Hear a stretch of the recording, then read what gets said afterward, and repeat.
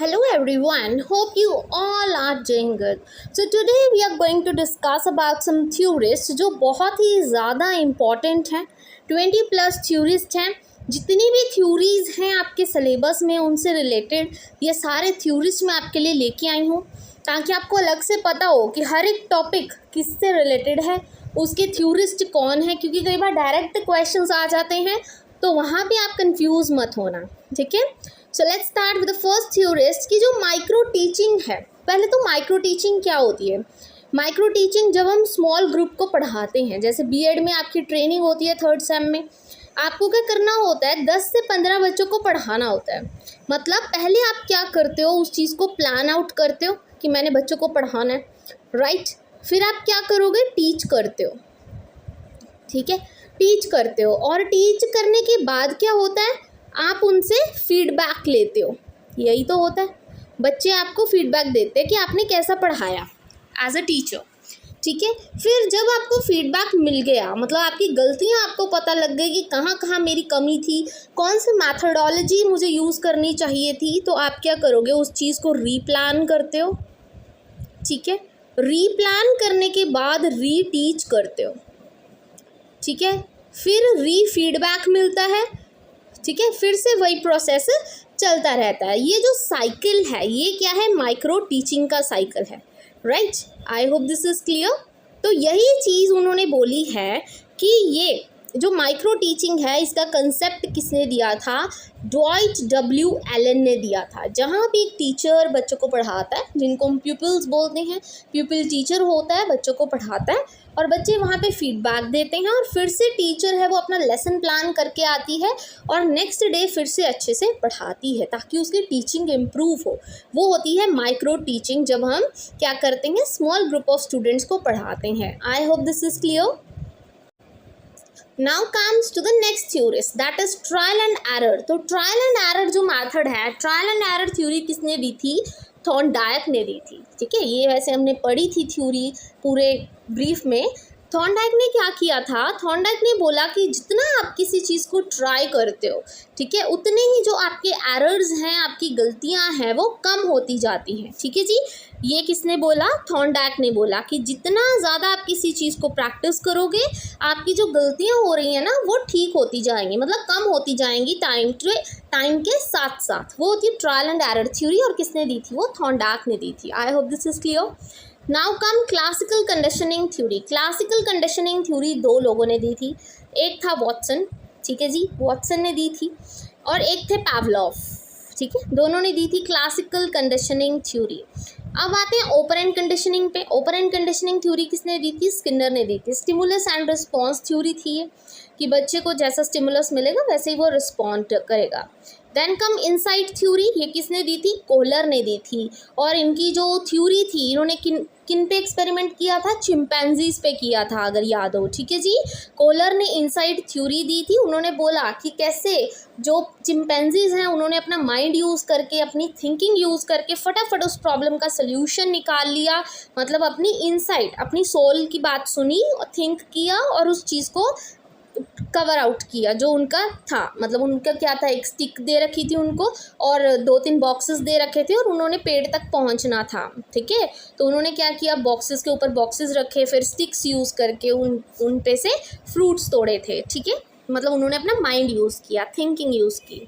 Then come taxonomy of cognitive learning, कि कैसे बच्चा लर्न करता है. पहले अंडरस्टैंड करता है, ठीक है जी, रिमेंबर करता है, फिर उसके बाद एनालिसिस होती है, बच्चा इवेल्युएट करता है, फिर क्रिएट करता है. ये सब चीज़ें कोग्निटिव लर्निंग की जो टेक्सोनमी थी वो किसने दी थी, ब्लूम ने दी थी, जिस वजह से इसको ब्लूम्स टेक्सोनमी भी बोला जाता है, right. Then come social learning theory. Social learning theory किसने दी, बंडूरा ने दी. सोशल लर्निंग थ्योरी मतलब बंडूरा बोलते थे कि जो बच्चा है वो क्या करता है, अपनी सोसाइटी में रहते हुए चीज़ें सीखता है. मतलब attention, retention, reproduction and motivation, ये 4 स्टेप्स थे. ठीक है, पहला था attention, then come retention, then come reproduction and then motivation. Attention मतलब बच्चा किस चीज़ को अटेंशन दे रहा है, वो चीज़ अच्छी है या बुरी है। अटेंशन दे के फिर बच्चा क्या करता है, रिटेन करता है, उसको अपने माइंड में बिठा लेता है कि ऐसी चीज़ देखी थी, ऐसा होता है ये चीज़, फिर वो वही चीज़ रिप्रोड्यूस करता है फिर से। जैसे फिल्में देखते हैं बच्चे, एक्शन फिल्म देखते हैं, फिर लड़ाइयाँ करना शुरू कर देते हैं, वही चीज़ रिप्रोड्यूस करते हैं, और वैसे ही फिर मोटिवेशन आती है, या नेगेटिव या पॉजिटिव। मतलब या तो होती है इंट्रिंसिक या तो होती है extrinsic motivation. I hope this is clear. Now comes to the next theorist, that is hierarchy of needs, कि लोग नीड्स क्या है। सबसे पहली नीड्स फिजियोलॉजिकल नीड्स, जैसे रोटी, कपड़ा, मकान, फिजियोलॉजिकल नीड्स होते हैं। फिर उसके बाद सेफ्टी नीड्स आते हैं, मतलब आपकी जॉब। फिर आते हैं आपके लव एंड बिलोंगिंगनेस, ठीक है जी। फिर आती है सेल्फ एक्चुअलाइजेशन। ये सारे जो हायरार्की है, जो नीड्स हैं लोगों की, उसके बारे में किसने दिया था ये कंसेप्ट, मैस्लो ने दिया था, राइट। 8 स्टेजेस है सोशलाइजेशन की, किसने दी थी, एरिक एरिक्सन ने दी थी 8 स्टेजेस, ठीक है, याद रखना। 0 से लेके, ठीक है, from the very starting of the birth to the end, इन्होंने 8 स्टेजेस दी थी। Then come cognitive development theory, किसने दी थी, पियाजे ने दी थी, कि जो बच्चा है वो अपना माइंड यूज़ करके जब पढ़ता है वो ज़्यादा अच्छे से काम कर सकता है। लर्निंग बाय डूइंग की बात उन्होंने की थी। इन्होंने कहा जो बच्चे होते हैं छोटे, वो क्या होते हैं, कंस्ट्रक्टिविस्ट होते हैं, अपनी नॉलेज खुद कंस्ट्रक्ट करते हैं, खुद चीज़ को डिस्कवर करते हैं। 4 इन्होंने स्टेजेस दी थी, SPCF, सेंसरी मोटर, जहाँ पे बच्चा अपनी सेंसेस यूज़ करता है। फिर आते हैं P पे, that is pre operational stage, ठीक है, यहाँ पे बच्चा इमिटेट करता है, एनिमिज्म की बात हुई है। Then come C, that is concrete operational, यहाँ पे बच्चा कंजर्व और क्लासीफाई करना सीखता है चीज़ों को। और फॉर्मल ऑपरेशन में बच्चा अब्स्ट्रैक्ट और लॉजिकल थिंकिंग आ जाती है, ठीक है जी। I hope this is clear. Then का मॉरल डेवलपमेंट थ्योरी किसने दी थी, कोलबर्ग ने दी थी। मॉरल डेवलपमेंट की कौन सी चीज़ राइट है, कौन सी चीज़ रॉन्ग है, बच्चे को पता होना चाहिए, मतलब उसको तर्क करना आना चाहिए, उसको डिफरेंस पता होना चाहिए कि कौन सी चीज़ सही है, सही को सही कहना है, गलत को गलत कहना है। इसमें 6 स्टेजेस थे और 3 लेवल्स थे। I hope this is clear. Then come ZPD, that is zone of proximal development, ये किसने दी थी, वाइगोत्स्की ने दी थी। और सोशो कल्चर थ्योरी भी वाइगोत्स्की ने की, क्योंकि वाइगोत्स्की ने क्या बोला, SCL, society, culture and language, बच्चे के डेवलपमेंट में बहुत ही इंपॉर्टेंट रोल प्ले करते हैं। बच्चा अपनी सोसाइटी से सीखता है, अपने कल्चर से सीखता है, अपनी लैंग्वेज से सीखता है, ठीक है जी। और उन्होंने ZPD का प्रोसेस भी दिया था। ZPD क्या होता है कि एक जोन होता है, एक तो होता है ये जोन जहाँ पे बच्चे को कुछ नहीं पता, बच्चा साइकिल चलानी सीखना चाहता है, उसको सिर्फ पैडल मार के चलानी आती है, मतलब जब वो उसको स्टैंड दे रखा होता है, सपोर्ट दे रखी होती है, जैसे ही वो जो सपोर्ट है साइकिल की वो हटा दी जाती है, तो बच्चे को अभी साइकिलिंग सीखनी है, तो वो किससे सीखेगा, मोर नॉलेजेबल अदर, जिसको सिखानी आती है, जो उससे बड़ा है, जिसको नॉलेज है उस चीज़ के बारे में।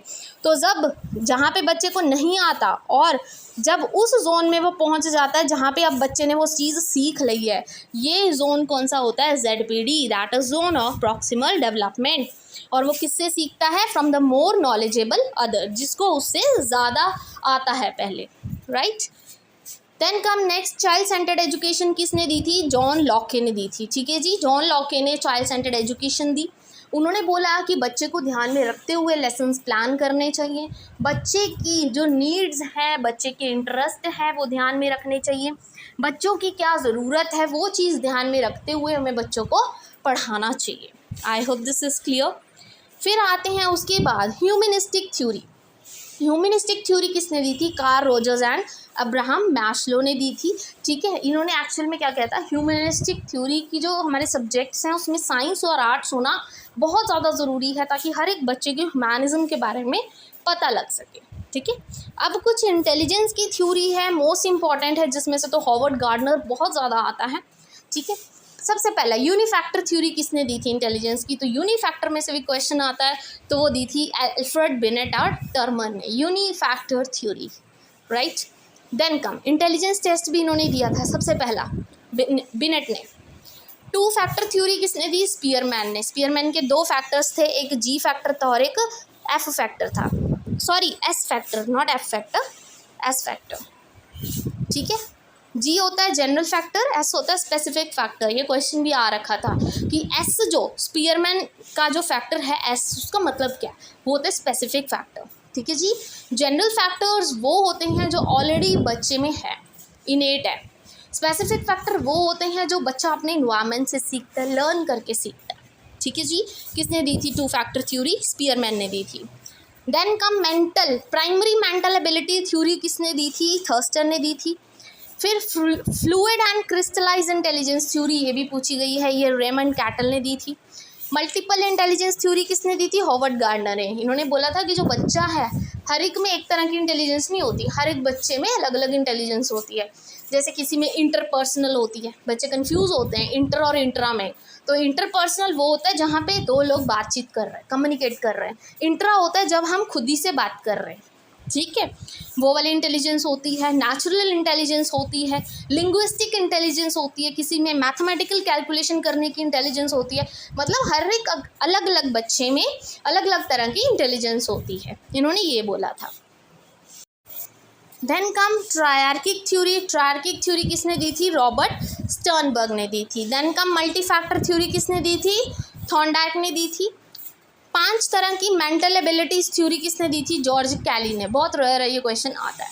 ठीक है, आईक्यू का फॉर्मूला क्या होता है? इसमें से क्वेश्चन आ चुका है कि आईक्यू इंटेलिजेंस कोशिएंट है जो, वो आप कैसे फाइंड करते हैं? तो इंटेलिजेंस कोशिएंट का फॉर्मूला होता है mental as upon chronological age into 100, ये फॉर्मूला है इसका। ठीक है, अब अगर इसका आंसर 90 और 110 के बीच में आ जाए तो मतलब बच्चे की इंटेलिजेंस नॉर्मल है, बच्चा इंटेलिजेंट है नॉर्मली। बट अगर 130 से ऊपर आ जाए मतलब सुपीरियर केस है बच्चे का, बहुत ही क्रिएटिव माइंड है। बट अगर 70 से नीचे आ जाए तो मतलब वो रिटार्डेड है, मतलब मेंटली रिटार्डेड है वो बच्चा। ठीक है, तो ये रिजल्ट्स याद रखना इंपॉर्टेंट है।